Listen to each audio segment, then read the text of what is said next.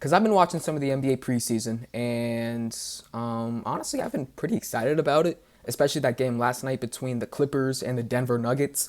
Those boys were playing hard. They were playing like the game actually mattered, when we know in the grand scheme of things, it doesn't matter at all. And we're not going to remember that game 4 months from now when the NBA season is really down and rolling. But the reason I really made this video, obviously, as you can see with the title and thumbnail of this video, is I think the Eastern Conference is going to be really interesting this season. And what's going to make it even more interesting is this new additive with the Miami Heat, especially their center from the University of, I guess, Indiana and Oregon, Kel'el Ware. But when you think about the Eastern Conference, especially this offseason, the biggest stories that came was Jason Tatum's torn Achilles. Obviously, that happened in the Eastern Conference semifinals. We kind of just wrote off the whole Celtics team in general going into the offseason because we knew they had the cap issues. They were going to have to move on from guys like Jrue Holiday and Kristaps Porzingis, and that's what happened. So without Jason Tatum, without Porzingis, without Jrue Holiday, we've kind of just thrown them into the back seat, which honestly I don't disagree with. I don't think they're going to be real contenders in the Eastern Conference this season. Then you advance about a month to the NBA Finals, and then Tyrese Halliburton also tears his Achilles, and Tyrese Halliburton ruptures Achilles, and Halliburton is also most likely going to miss all of next season. You look at that Pacers team. This is a team that made it to the last two Eastern Conference Finals. They made it to the finals last year. They lost in the round right before the finals the year before. And now we're looking at that team as nowhere close to the team they were before with their superstar point guard in Tyrese Halliburton. Obviously, you still have guys like Andrew Nembhard who could potentially take that mantle and provide some of the offensive output that Halliburton did give you. And then you look a little deeper, and this team just lost Miles Turner, the center who's been on their team for about a decade, to a division rival in the Milwaukee Bucks. When you look at losing Halliburton, losing Miles Turner, do you go from a championship contending team to a team you really don't consider for that? And with those two teams now being out of the picture, the last three Eastern Conference champions for the Eastern Conference, or was that the last four? 2024 was the Pacers, 2023 was the Celtics, 2022 the Warriors won, and I guess the Celtics won that one as well. Oh no, I guess you have the Miami Heat in between there as well. But the last 3 years of Eastern Conference Finals champions are sort of out of the picture, and that really makes you think, what type of parity are we going to have this season? I want to start off with the bigger teams, and that's going to be the New York Knicks and the Cleveland Cavaliers. We look at the New York Knicks. This is a team that's fallen short the last, 3 years with Jalen Brunson, and it's been for different reasons basically every time. This year, they just couldn't really contain the Indiana Pacers. After the devastating Game 1 loss, when Halliburton and Aaron Nesmith put that team on their back, it felt like all the energy was sucked away from that team. They couldn't recover after the series, or after Game 1. And then the year before that, that Andrew Nembhard game winner, I think that was, Game 4 to tie the series up 2-2. The Knicks went from, we could potentially make a finals run, to all the energy getting sucked out once again, because it's a lot easier to, with an advantage up 3-1 than it is to have to win 2 more games after being 2-2.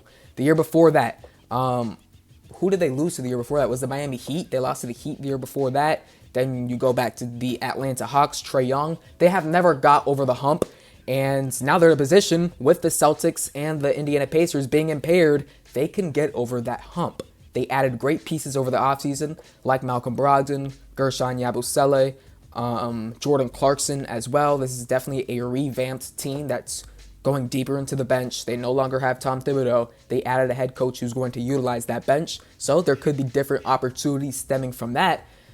They just have to execute upon it, and we're going to see. After that, obviously, we have to mention the Cleveland Cavaliers. This was the best Eastern Conference team in the regular season last year. They added Kenny Atkinson, and they immediately went to an elite championship contending team.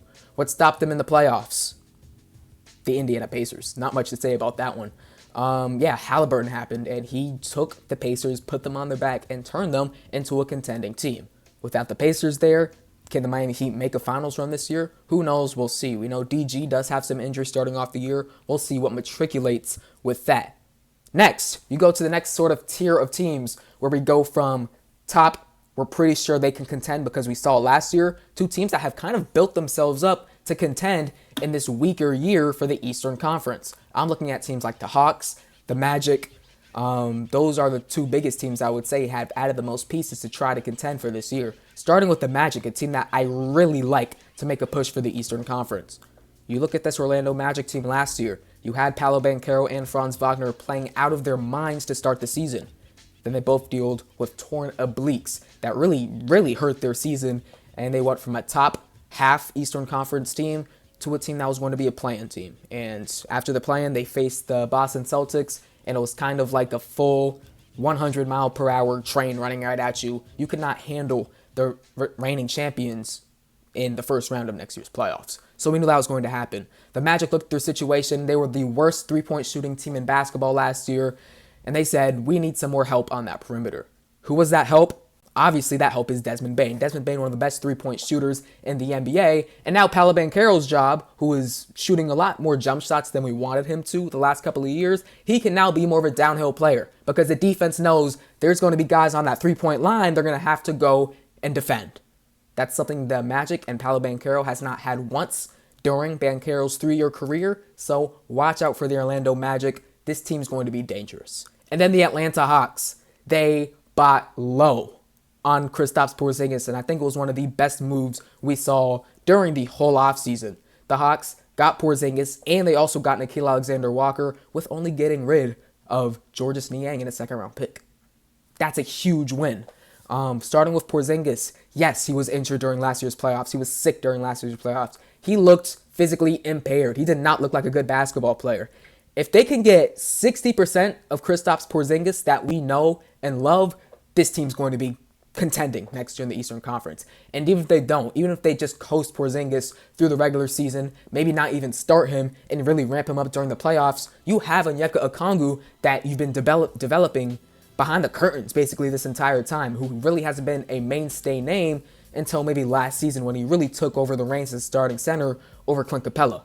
Then after Onyeka Okongwu, you just drafted Asa Newell out of Georgia, who's a very versatile big man who could stretch the floor, also set screens, and should be a really good interior defensive presence. They have now insurance at that big man position after that was something they were looking to upgrade basically the whole time during the Trae Young era. Right now, with Nickeil Alexander-Walker around him, with Zachary Sachet around him, Dyson Daniels, Jalen Johnson, this is the best roster that Trae Young has had in his entire career, and the Atlanta Hawks are looking to contend and compete right now because that Trae Young contract is coming to an end. So I would say, I guess you could maybe throw the Bucks in there too, maybe the 76ers, but they have too many injury problems. The Bucks specifically don't have anything after Giannis. So I would say those are the main teams we're looking at, like, those guys can make a run. And the Detroit Pistons if we see some more linear improvement. But after those teams, who's going to be that next team? And I'm here to tell you that the Miami Heat are going to be one of those teams next to the Knicks, next to the Cleveland Cavaliers, next to the Orlando Magic, next to the Atlanta Hawks to make a real push in this year's Eastern Conference. The Miami Heat are real, and I think even though, yes, the preseason is not something you should 100% look at to base your season predictions off of, I've been liking what I'm seeing, especially from their big man, Kel'el Ware. Kel'el Ware has been doing so much more on the ball during the preseason, and I'm just loving to see it. He's looking like someone that can play next to Bam Adebayo, and his game has really transformed. He's more confident, he's more fluid in his game, and he's a lot less passive. I think Kel'el Ware can take a huge step up during the season and could potentially even be, I know this might sound crazy, he could be huddling around the potential all-star breakout candidates. Kel'el Ware is going to be scary this year. We've seen it in the preseason. We saw at the end of his rookie season last year, he looks too confident for his size. It's going to be scary. Then outside of Kel'el Ware, which I think is kind of just the cherry on top to this roster, you look at who they added during the offseason. You did lose Duncan Robinson, unfortunately, but we got Norman Powell. Not we, I'm not a Miami Heat fan, but they got Norman Powell from the Los Angeles Clippers, someone who had a career year last year. His shot looked the best it's ever had. He put the ball on the floor and really got to the rim as well. We've never seen progression like that at his age of 30 plus years old and in NBA history. There he is right there. Norman Powell is going to be a hooper. I did mention one thing earlier in the offseason when they made the Norman Powell trade. I was going to say, how is the Tyler Hero, Norman Powell backcourt really going to work? Because these are both guys that need the ball in their hands to win basketball games.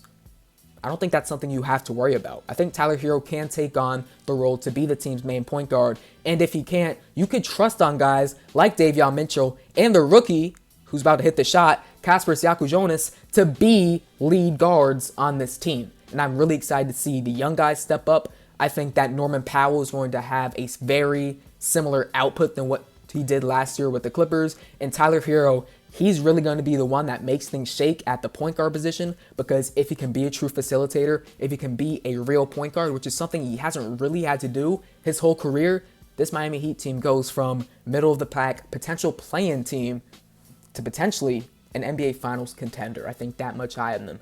And I mentioned all of this without mentioning their best player, Bam Adebayo, one of the best defenders in the NBA. He had a really slow, iffy start to the season last year. He was shooting some threes. It wasn't looking too efficient.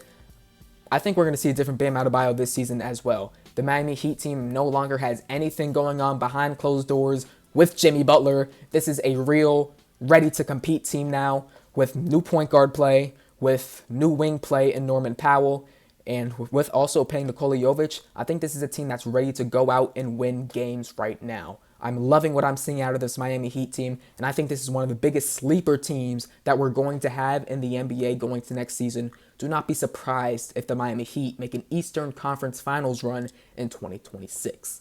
That's really all I have to talk about. Hope you guys enjoyed this little rant session about the Eastern Conference, a lot about Kel'el Ware and the Miami Heat. I'm super excited to watch the Heat this season. This is for sure going to be one of the teams I focus my most time on. Hope you guys enjoy. Make sure to look out for some new videos as the NBA season comes. You'll get my season predictions and more from that. Hope you guys enjoy, and I'll see you guys next time. Be safe and peace.